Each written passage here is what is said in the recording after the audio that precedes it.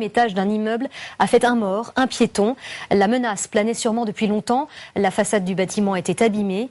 Et cet accident pose en tout cas à la question de la salubrité et de l'entretien des vieux immeubles. Frédéric Pilar et Julien Sauvager. C'est en plein marché ce matin dans le centre-ville de Nice qu'un morceau de ce balcon s'est détaché. En tombant du 3e étage, cette moulure a tué un passant qui se trouvait en dessous. Un homme de 65 ans qui habitait le quartier.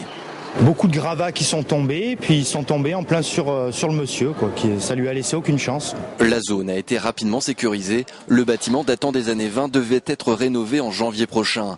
Dans le centre-ville de Nice, il n'est pas rare de voir des façades en mauvais état. Ouais, vous avez des balcons, carrément des portes-fenêtres qui n'ont rien à faire à l'extérieur. Parce qu'une porte plus une fenêtre sur un balcon, c'est trop lourd. Une fenêtre plus un balcon sur une porte, ça n'existe pas. Et une porte plus un balcon sur une fenêtre, ça fait peur. Donc moi, la solution, c'est les vieux cons, ils n'ont rien à faire à certaines heures de la journée.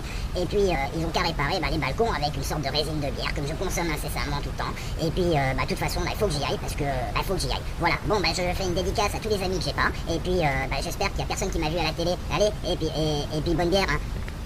Malgré l'inquiétude des riverains du Vieux-Nice, la mairie juge impossible de contrôler systématiquement l'ensemble des balcons de la commune. Ça voudrait dire qu'à l'échelle de toute la ville, il faudrait passer en revue toutes les façades, des fois des immeubles de 7 étages, ou 8 étages, ou 12 étages. Enfin, c'est quelque chose qui est difficile. Fort heureusement, c'est un accident qui est extrêmement rare, mais bon, ça n'empêchera pas la vigilance quand même.